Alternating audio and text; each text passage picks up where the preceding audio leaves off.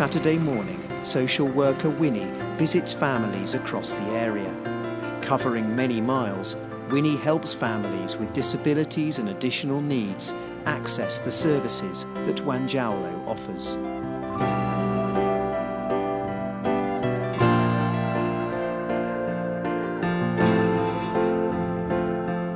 This is the story of Wanjawulo and the people who make it truly special.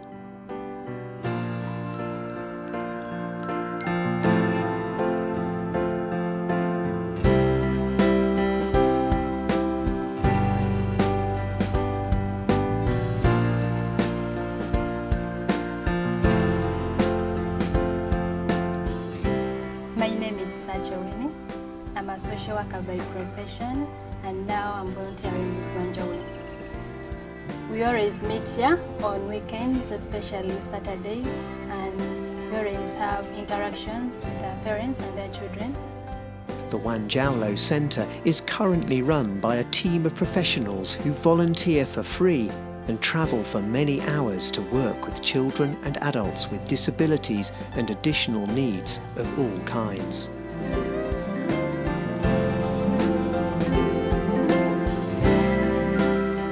It's a family centre, it's a community group.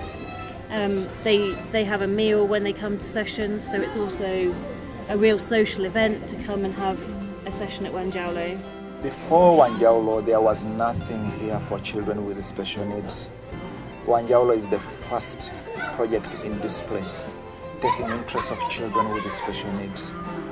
If Wanjawulo was not here, many of these children would be dead by now or would be hidden somewhere. There's lots of challenges for children that are living in this area of Uganda with disabilities. It's an area that is very poor, especially in the countryside and the rural areas, and that means that the family's priorities are to go out and work, and if their children can't go out and work, then that means that they're left all day, every day in their homes on their own. The coming of Wanjawulo has brought light.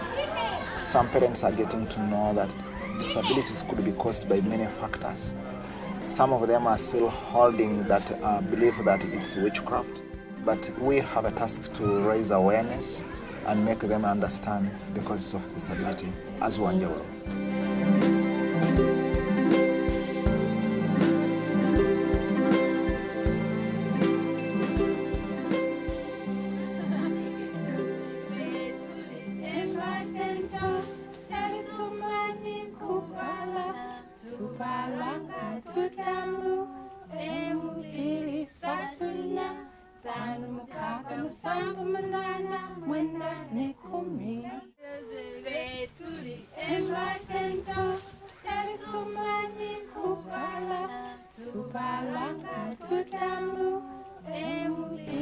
Without Wanjawulo, I think it will be a darker age, dark time for many of these children.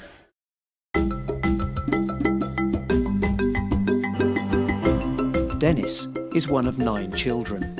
He was born with profound cerebral palsy and epilepsy and is developmentally delayed.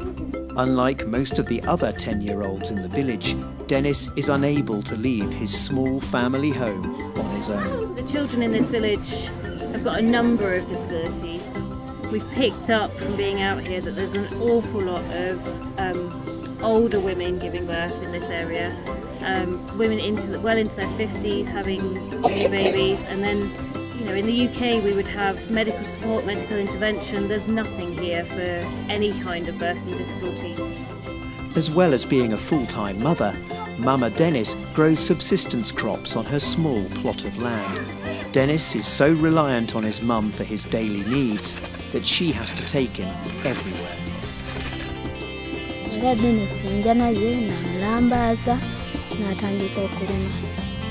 Wanjawulo offers Mama Dennis important access to sensory, physio and speech and language therapies, all provided completely for free by volunteer specialists and trainees.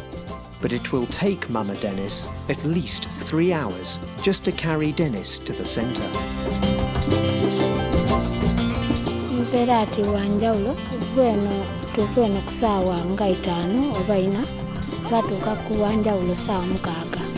oba musanvu era ati Dennis mubeeka ku mugongo nga n'atambula naye aye era olugendo lunkosa kubulanga kyakukola. At Wanjawulo, Winnie and the other volunteers can offer the only support Dennis is likely to receive to help him communicate and interact with those around him.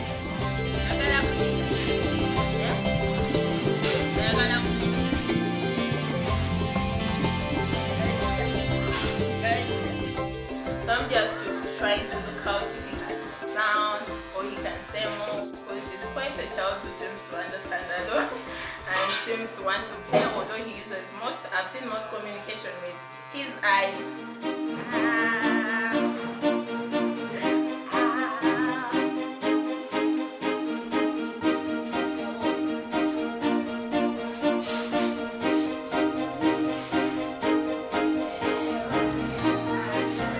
Right here, I'm making sure that the mother learns how to position the child at home, so we're monitoring how she handles him.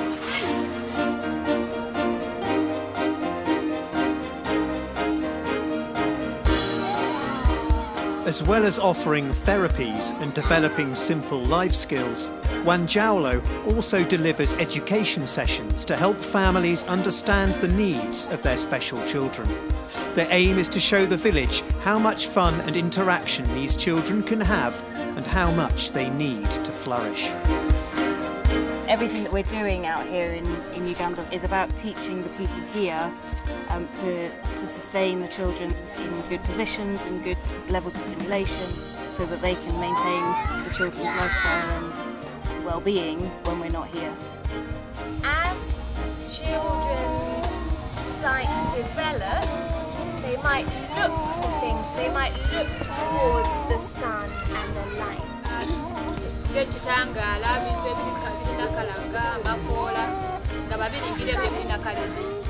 And touch is our largest sense because it's all of our skin.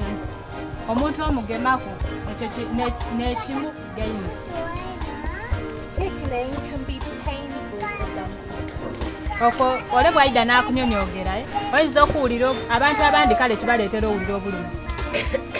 But massage is really calming. We've been really alert all the way through to being respectful to the community and finding a balance between what we do in the UK and how that can work for them here. So some children may never have the opportunity to feel different textures or to smell different smells. Vibration is one of the biggest ways that we can help someone be alert of their body. And so that's the same for us for tickling. So we've got, if we put it on our hands, suddenly she becomes really aware of where her hand is. And by popping it on her nose,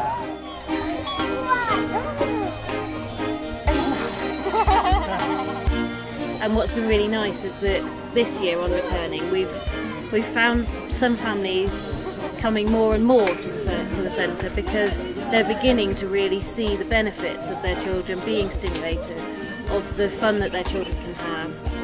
You'll never see a difference in a special needs child in 1 or 2 visits, but if they come more and more, they're going to see changes and developments in their children that they didn't think were possible. Wanjawulo has been growing steadily for just a few years.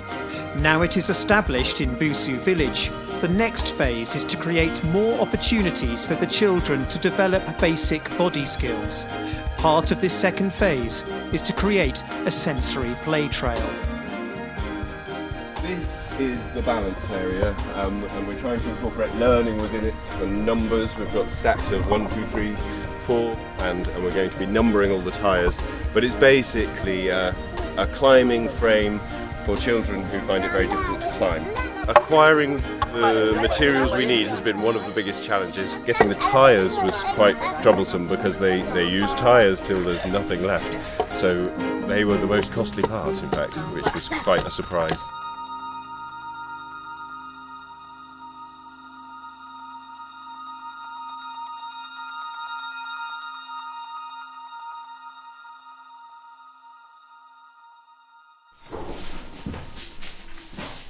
So we are making a couple of bucket seats for 2 of our children that we see at Wanjawulo.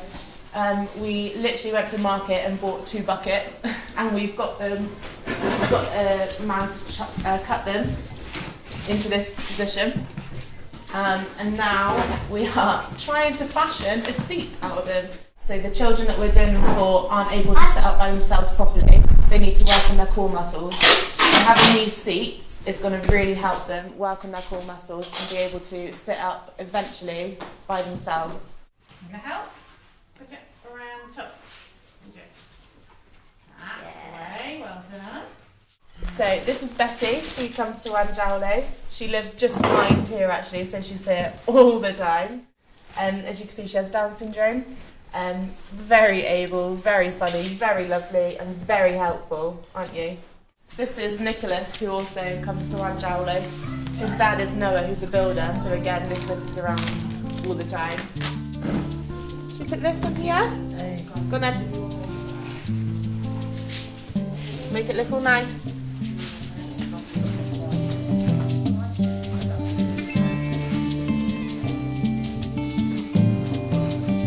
These bucket seats are made from easy-to-find local materials. They will transform the lives of some special village children who would otherwise spend their early lives unable to sit up and interact with those around them.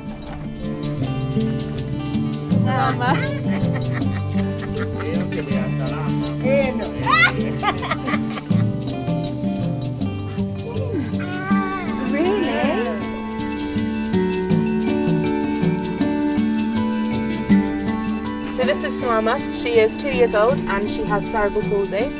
Her mum has gone.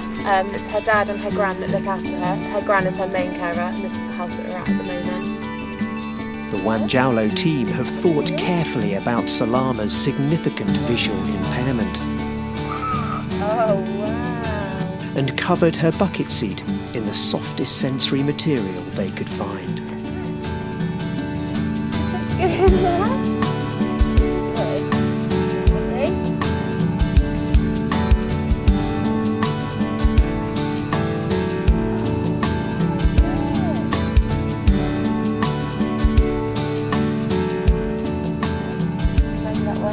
And then some bits of foam to go either side of the hooks as well. Yeah. Luckily, we've had 2 bits of pink foam, which actually fit pretty perfectly down the side of her hips. This will keep her legs together and won't let her hips fall out of place at all. And that's also, because she's quite small, it's big enough to help her chest stay upright as well.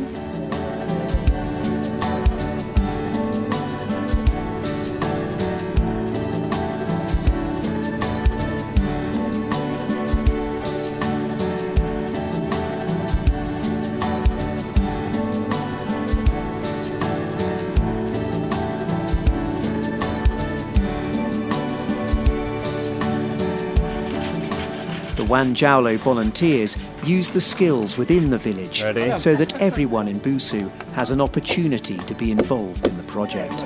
Ready? Go.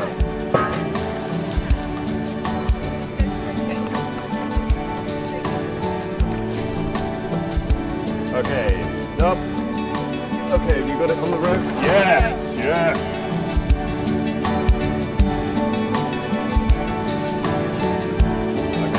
Got it, hold there.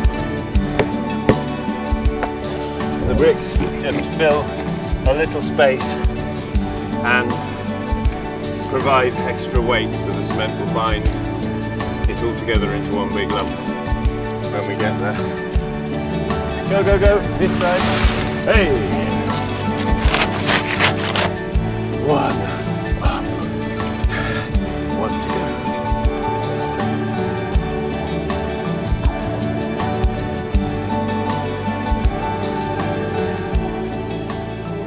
Okuzimba wa mpulira bulungi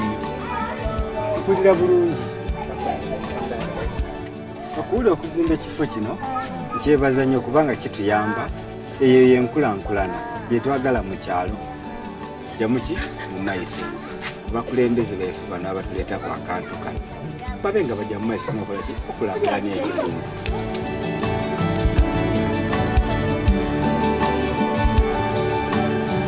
Currently, volunteering only takes place during the summer.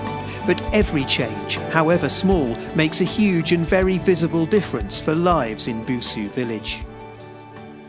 So when we come out each summer, we bring a team of volunteers from the UK, people who work in our schools, people who work in our communities. And the skills in the volunteers that we bring out with us every year are all really varied. So we've brought people who can build things, and people who are artists, and people who are farmers at home in England, because they all have a different skill that they can bring to Wanjawulo.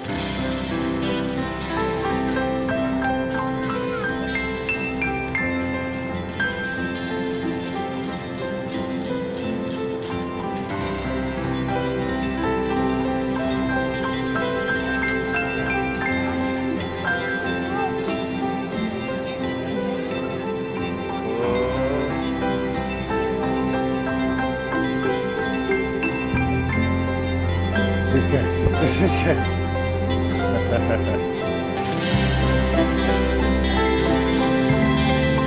And it takes up a lot of their time and a lot of their money to be able to get here.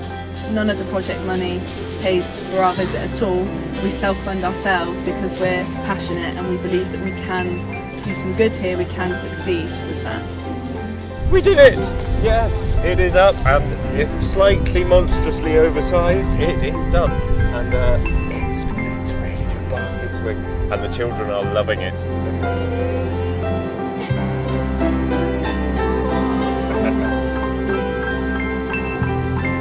Abantu abo bafuna bonesa. Era omulimu gwe tukola gano nze ndi wa byamawulire okutambula mu bantu abo. Era n'abatambuza kutuligamu kuli muti gw'omukaaga era ne bazaire besitasi Sam.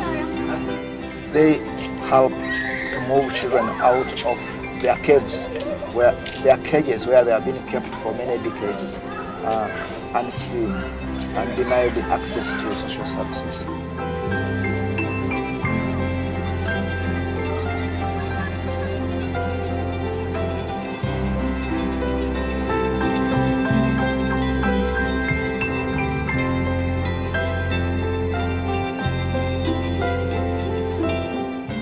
Children themselves are proud of the project because it has tried to raise awareness.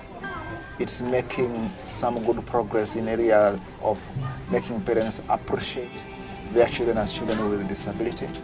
So Wanjawulo is playing a great role.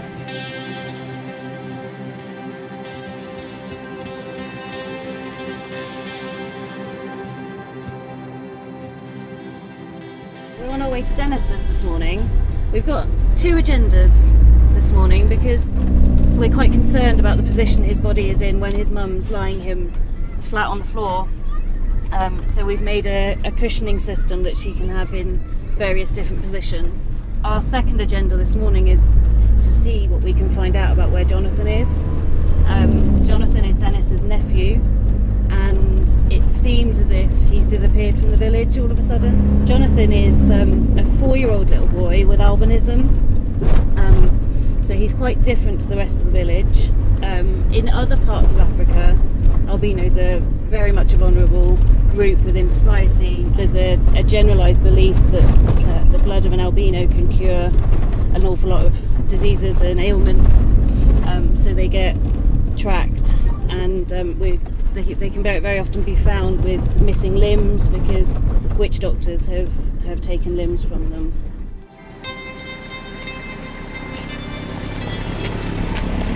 We're told that the albinos are safe here, but we continue to wonder whether that's really true with Jonathan disappearing like this. Because the team only currently get to visit once a year, it is hard to separate established fact from hearsay. But when supporting the most vulnerable in society, the Wanjawulo team needs to be thorough. So we heard yesterday that Jonathan and Harriet, his mother, have gone from the village. Could you ask Mummy where they've gone? Alright. Mama, kati badde babuuza nti mama wa Jonathan. Kale turatiwo banga mwetaaza okujaayo mbataako omwana yabatwala. She says that they went to Mbale. Yeah. That in case you need to get there, Yeah. that she will give us somebody maybe who would lead us to the place. Okay. To where they live. When they've gone to Mbale, have they gone to work or to live there? Baba we, neri baba wa Yona. Oh, that's where that's where Jonathan's father is. Oh, okay. Yeah. And does Jonathan have friends in the village? Is he accepted by the village? Neri yali galiwo balina batu basatu. He has friends. That he has friends, they play together, that even where he lives, Yeah. that he has common friends. That they play Fantastic. alongside. Fantastic. So hopefully he'll go to school in Busu and grow up with this community. I do feel relieved. I'm pleased. I mean, we'd heard that Jonathan was accepted by the village, but we're really pleased that he really is accepted by the village. And we'd never seen the father of Jonathan, so I'm pleased that the mother and father are still together and they're separating their time between the two villages. With their mind now set at ease, the Wanjawulo team can now move on to the next item on their agenda, setting up Dennis's new positioning system. We've brought you the mattress and the cushions to help Dennis be in a good position, and we'll show you how to do that. Dennis gets quite a lot of chesty coughs and chest infections, so raising the top end of the mattress for him will allow him to drain his chest a little bit more and to stop him from choking on his saliva in his sleep. There are huge benefits in these simple positioning systems. They are made from locally sourced materials at minimal cost. This means the Wanjawulo team can support a number of highly vulnerable children, including 4-year-old Venetia. So Venetia needs a sleep system and a positioning system for the daytime as well. As you can hear, she's quite chesty. She has cerebral palsy and quite a profound scoliosis, meaning that her lung is being crushed, therefore she cannot breathe properly. In rural villages such as Busu, there is no social or medical care to support children like Venetia with complex medical needs. Their only support comes from charities such as Wanjawulo. And sometimes, even the best efforts of organisations such as Wanjawulo cannot change everything. And sadly, Venetia died of complications soon after this film was made.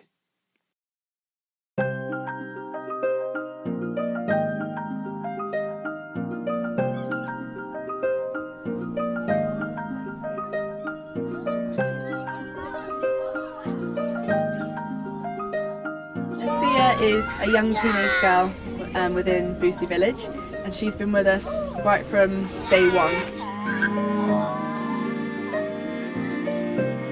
Sia has a deformity within her leg and her ankle, which means she walks on the very side of her foot, and that has dislocated her hip, so it's difficult to walk a long distance.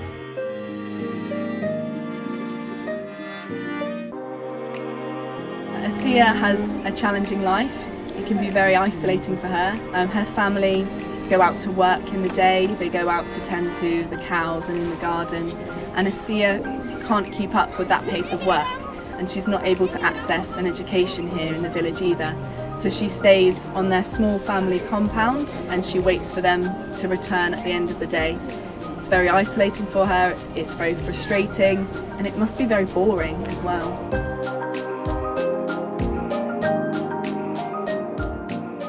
Ekintu kino engeri gyatambula ku itaka kintu ekyo kizimba yawulira mu bulumi engeri gyatambula ng'aty yawulira muno obulumi ekintu kino era kikuta kiseera kyazimba kyayabika ekintu ekivaamu.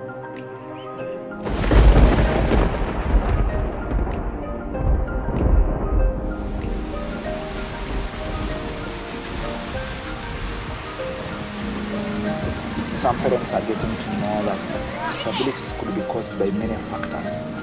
Some of them are still holding that belief that it's witchcraft, but we have a task to raise awareness and make them understand. Children with disability need to be recognized, need to be brought to the center of society.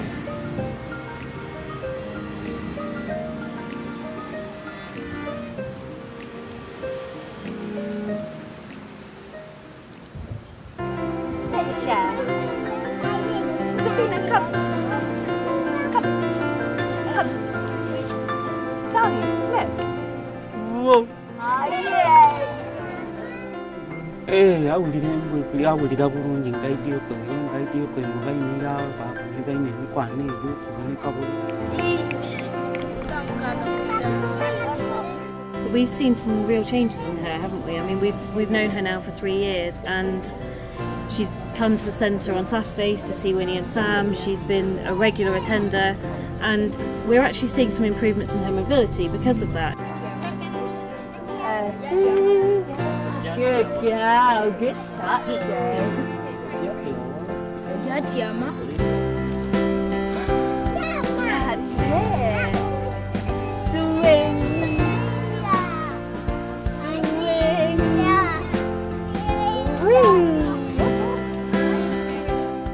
Era yena mulembe batuuka mukuku ng'omuntu wandibwaine omuntu akwotyawo n'omukwano gwange tampanyekuku naye kansano.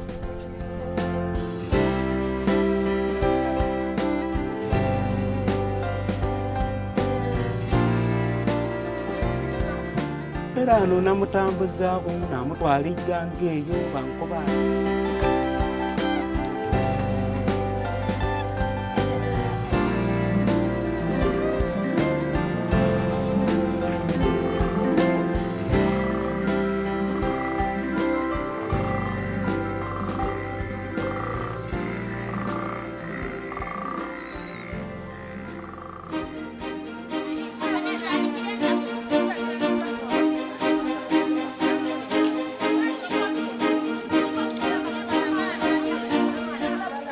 During the winter, the village suffered a famine that saw many vulnerable families struggle to survive. Wanjawulo has paid for a village celebration to help bring the community together and deliver some supplies to help see families through another, possibly difficult, year ahead. Mostly it will be clothes for parents and children, and then we went and collected some AfriPads as well for the mums and the older girls that need them. They're reusable sanitary protection. We've supplied some pants as well so they can use them, and they should last the whole year. Do you think they will fit for Fide's mum? I feel like she's a bit taller. Yeah, I think they're a bit small. It's very difficult for them to get hold of clothes, especially for the children, because the children are running around, they get worn out very quickly, and a lot of the families don't have much money to go, and town is a long way for them to go and travel to. And in terms of sanitary protection, they've got very little access to it at all. So being able to have something they can reuse for the year until we come back and can give them the opportunity again will be great for them.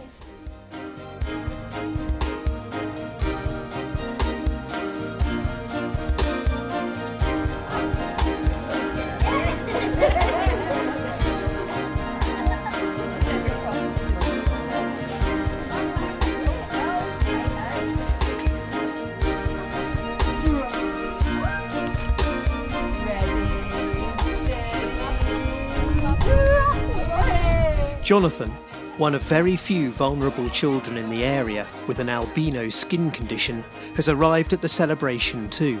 He is safe and well. This is Jonathan. We've found him. He's been away for a couple of days to see his dad, but he's back in the village now, and he's very interested in your equipment. Oh, it's such a relief to have him back with us. He's a very special little boy and lots of fun, and to think that he might have been unsafe was a real worry. With a village of hundreds of families in need of support, Wanjawulo relies on volunteers and generous donations to continue with its life-changing work. And for now, the centre is only able to remain fully staffed for parts of the year. It is now time for this year's team of volunteers to give out their packages of supplies and say goodbye.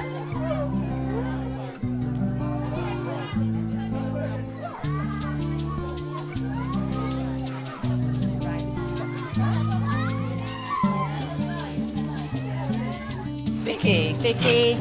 Right, Vicky for you and for Mummy. Thank you very much. No worries, thank you. Okay. Dennis. Thank you. Keep smiling. For Dennis, Salama, Asiya and the many other vulnerable children in and around Busu village, the continued existence of the Wanjawulo Centre means they now have a chance in life. The chance to make progress, to interact with their community, to develop vital life skills, and the chance, even simply, to survive.